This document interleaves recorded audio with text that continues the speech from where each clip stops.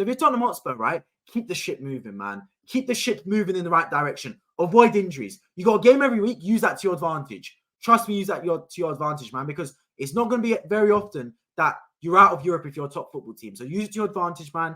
I'm not going to say that it's going to help them win the title, but it can definitely help them get top 4. And if Ange Postecoglou gets top 4 this season, that is a fantastic achievement.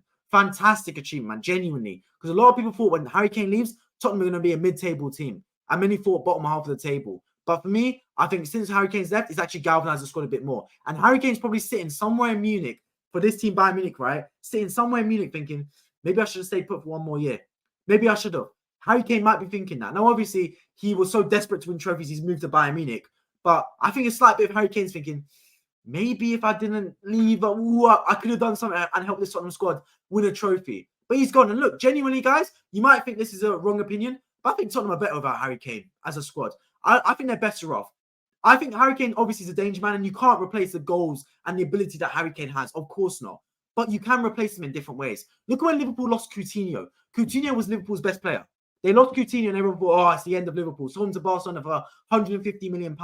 Liverpool were smart. They wasted the Luis Suarez money, but they didn't waste the Coutinho money. When they sold Luis Suarez, they went, okay, let's try and get Benteke, who's the next best striker around, in their opinion. Backfired big time. When Liverpool lost Coutinho, they understood something very important. They said, look, we can't replace Coutinho like for like, because a player of Coutinho's ilk, a player of Coutinho's class in that position will cost the same amount of money and might not even deliver the same output. But what they did, they changed the whole system around Coutinho. So they said, we're getting rid of attacking midfield and Coutinho. Let's now bring in 3 midfielders that are all going to be box to box and change our whole system. They brought in a Wijnaldum, etc. Henderson, Fabinho, players like that. You get what I mean?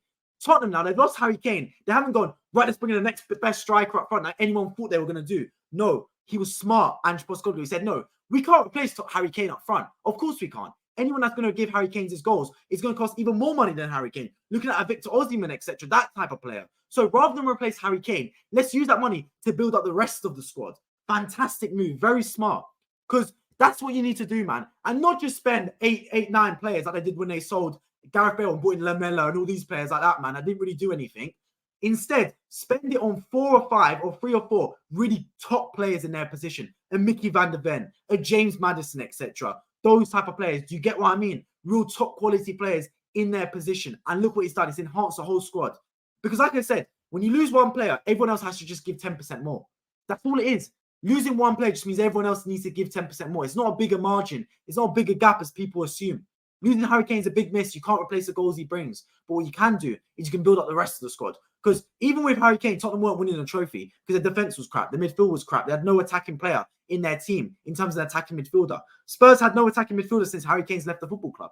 Suddenly, James Maddison comes in the door and look what's happened. Suddenly, they look like a brand new team. They look like an attacking force. Son's getting the best out of him. Richarlison's looking okay. Kulusevski's starting to unlock a door again. Do you get what I mean? Spending money wisely is so, so important. You don't need to spend 300, 400 million pounds like Todd Bowley's doing at Chelsea. You just need to spend money wisely. And that's a very important skill to have in football. I think Tottenham are doing that. So I give them the 100%, the utmost credit for doing that, Tottenham Hotspur. And I wish them the absolute best, man. Obviously, okay, I can't say that. I'm an Arsenal fan. I don't wish them the absolute best. But from a neutral standpoint, if I take my Arsenal bias out of it, I wish them the best.